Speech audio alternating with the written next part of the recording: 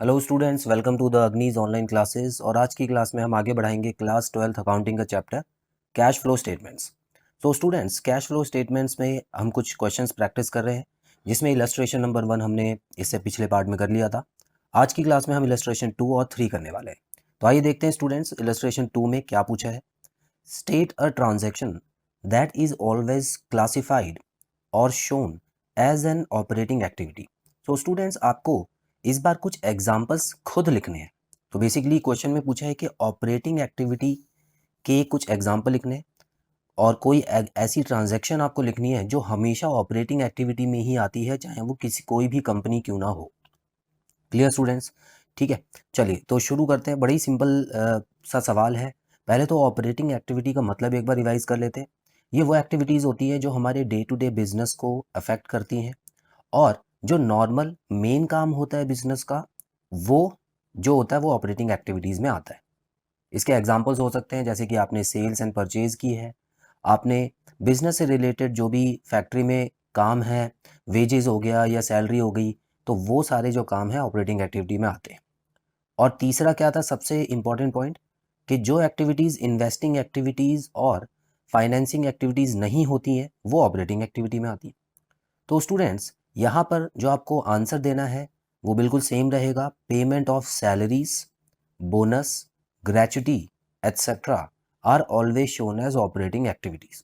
तो स्टूडेंट्स, अगर आप अपने एम्प्लॉयज़ को सैलरीज दे रहे हो, आप बोनस दे रहे हो किसी भी तरह का, सैलरीज के साथ वेजेस भी आ जाएगा, ठीक है, तो वेजेस को आप अलग मत रखना, वेजेस भी आ जाएगा इसमें। और ग्रेचुटी, ग्रेचुटी बेसिकली स्टूडेंट्स एक इकट्ठा किया गया पैसा होता है जो हमारे पुराने एम्प्लॉयज़ होते हैं, तो उनको जब वो रिटायर होते हैं तो उनको कुछ पैसा दिया जाता है इकट्ठा करके, और वही ग्रेचुटी कहलाती है। तो ये किसी भी तरह की जो ऐसी पेमेंट होती है स्टूडेंट्स, वो सारी ऑपरेटिंग एक्टिविटी में आ रही है, क्योंकि ये उन लोगों को दिया जा रहा है जो हमारे मेन बिजनेस को करने में हमारी हेल्प कर रहे थे। क्लियर है? तो इसमें आपको कंफ्यूज नहीं होना है।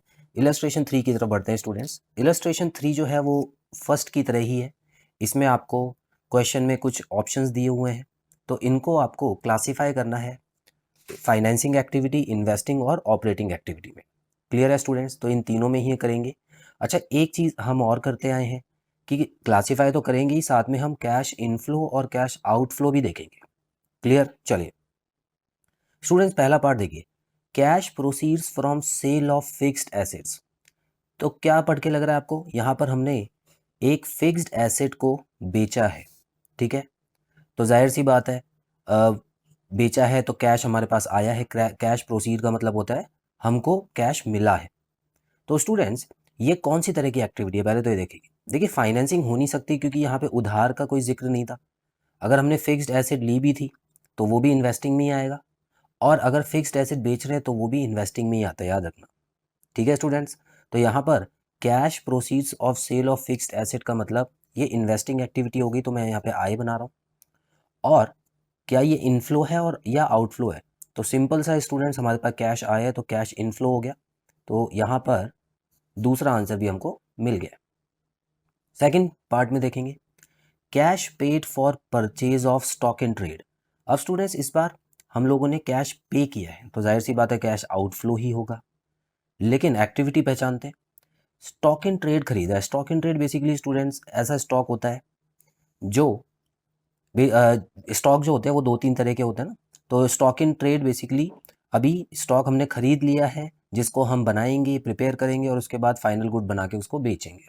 तो ऐसा जो सामान होता है स्टूडेंट्स, वो बेसिकली ना ही इन्वेस्टमेंट में आता है और ना ही फाइनेंसिंग में आता है, क्योंकि देखिए कैश दे दिया ना, तो उधार तो लिया नहीं, तो फाइनेंसिंग तो नहीं होगा, उसके अलावा इन्वेस्टिंग भी नहीं होगा, क्योंकि ये लॉन्ग टर्म इन्वेस्टमेंट नहीं है। ठीक है, ये स्टॉक अभी बन के रेडी होगा, बिक जाएगा, स्टॉक चला जाएगा, तो उसके बाद हमको पैसा मिल भी जाएगा। तो ये कोई ऐसी इन्वेस्टमेंट नहीं जिसमें बहुत दिनों के लिए पैसा लगाया है।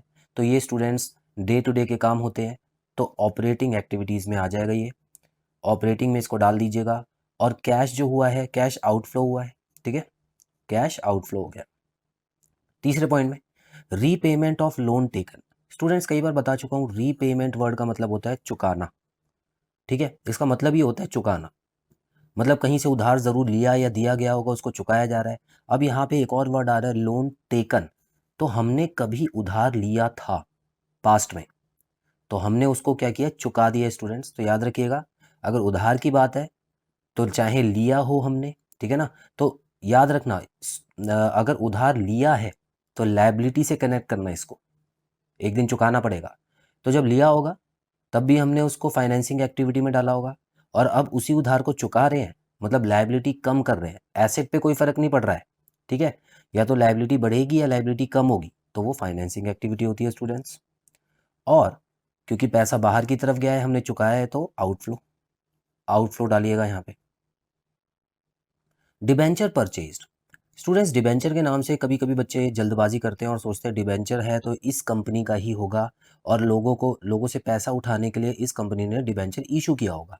लेकिन याद रखिएगा स्टूडेंट्स, यहाँ पे हमारी जो कंपनी है उसने किसी और कंपनी के डिबेंचर परचेज किए हैं। परचेज वर्ड पे ध्यान दीजिएगा। परचेज का मतलब है कि हमारी कंपनी ने पैसा लगाया है किसी और कंपनी में, और डिबेंचर लगभग 1 साल तक तो पैसा लगाना ही होता है स्टूडेंट्स। तो याद रखिएगा, जब पैसा लगाया है तो इसका मतलब किसी और को उधार दिया है, तो ये इन्वेस्टमेंट है, एसेट बढ़ रही है यहाँ पे, ठीक है। तो इसको इन्वेस्टिंग एक्टिविटी के नाम से आप डालेंगे। और क्या ये इनफ्लो है या आउटफ्लो है? देखिए डिबेंचर तो हमारे पास आ गया, लेकिन हमारे पास कैश तो चला गया ना, तो इसका मतलब ये आउटफ्लो लिखिएगा, आउटफ्लो। आगे बढ़ेंगे, लोन एडवांस्ड। अब स्टूडेंट्स यहाँ पर क्या हुआ है, बिल्कुल ऊपर की तरह ही है, यहाँ पर हमने किसी को लोन दिया। एडवांस्ड मतलब क्या होता है, हमने दिया। लोन टेकन मतलब होता है हमने उधार लिया है। तो लोन एडवांस्ड आ गया है तो हमने किसी को उधार दिया है, हमने इन्वेस्ट किया है, तो बिल्कुल उसी तरह ये हमारी एसेट बढ़ाएगा और पैसा जो है वो बाहर की तरफ जाएगा। अच्छा, अगर वो व्यक्ति हमारा लोन वापस कर देगा तो कहाँ जाएगा, तो भी इन्वेस्टिंग में ही जाएगा, ठीक है। क्योंकि हमको कोई लायबिलिटी थोड़ी, हमारे ऊपर थोड़ी लायबिलिटी आ रही है, कोई लायबिलिटी तो उसके ऊपर आ रही है, वो अपने अकाउंट्स में जो डालना है डालेगा, हमको तो यहाँ पर एसेट में डालना है, ठीक है। तो ये हो गया इन्वेस्टिंग में, और आउटफ्लो मतलब जो कैश है वो बाहर की तरफ जा रहा है। आगे बढ़ेंगे, परचेज ऑफ पेटेंट। स्टूडेंट्स याद होगा, पेटेंट्स एक फिक्स्ड एसेट होती है ना। ये इनटेंजिबल फिक्स्ड एसेट है, हमको दिखाई नहीं देती है, ना ही इसको महसूस कर सकते हो, लेकिन ये फिक्स्ड एसेट होती है। तो इसको भी अगर आप खरीदेंगे तो इन्वेस्टिंग एक्टिविटी होगी स्टूडेंट्स, क्योंकि एसेट पे फ़र्क पड़ रहा है, और कैश जो है वो आउटफ्लो में जाएगा।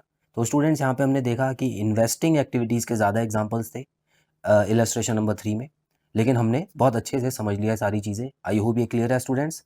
सो अगली क्लास में और कुछ इलस्ट्रेशन के साथ मिलते हैं। Till then bye bye.